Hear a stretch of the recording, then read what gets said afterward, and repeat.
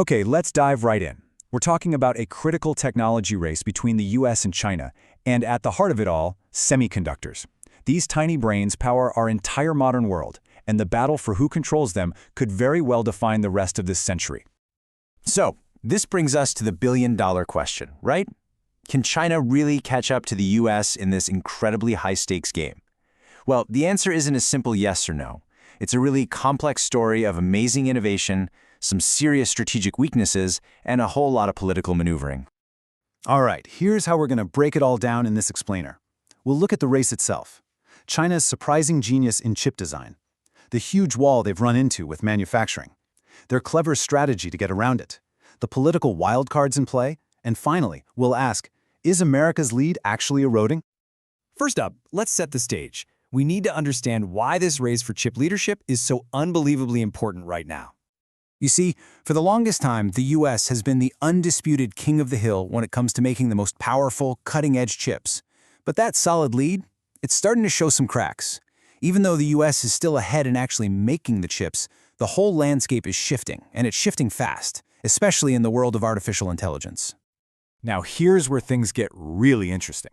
Because in one absolutely critical area, the actual design of these chips, China has pretty much closed the gap entirely. And this chart just says it all. On one side, you've got NVIDIA, the American titan, the benchmark for the entire industry.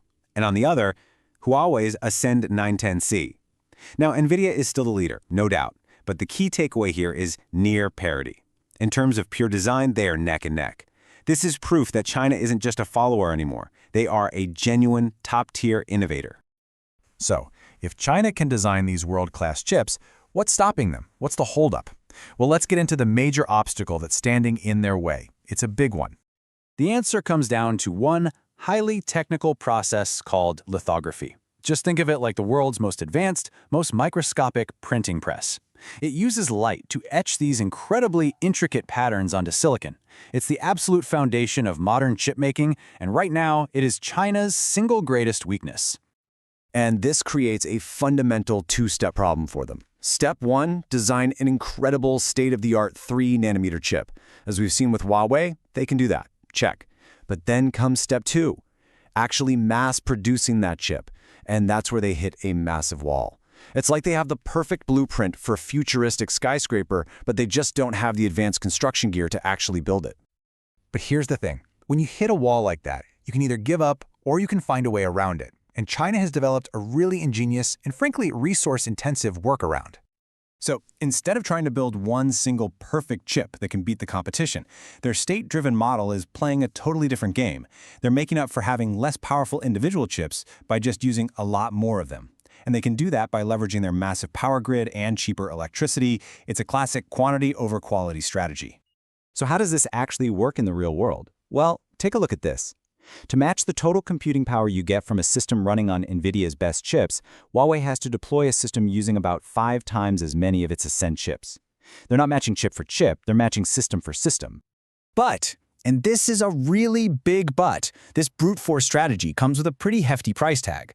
To get that same result, Huawei systems end up using about 50% more energy. So yeah, it's effective, but it is definitely not efficient.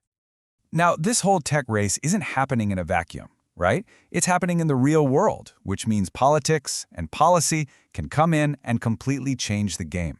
These are the wild cards.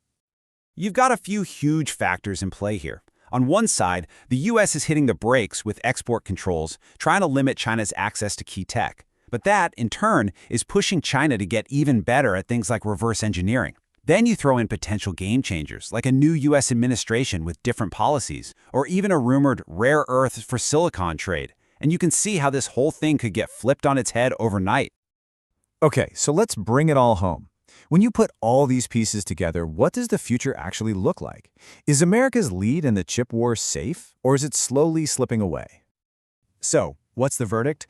Well, according to analysts like Noah Ramos, it's pretty unlikely that the US lead will be entirely erased by 2030, but, and this is the part you really need to hear, that lead is absolutely diminishing. The performance gap is getting smaller and smaller. And this leaves us with a really provocative final thought from Ramos. He says to watch the quantity rather than quality equalizer. It's a powerful idea.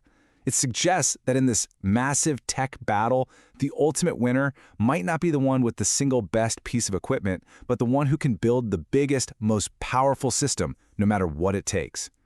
Thanks so much for joining me for this explainer on the chip race. If you found this valuable, do me a favor and hit that like button and subscribe to support the channel. We have a lot more deep dives into the exceptional companies and technologies that are shaping our world, so be sure to check those out. See you next time.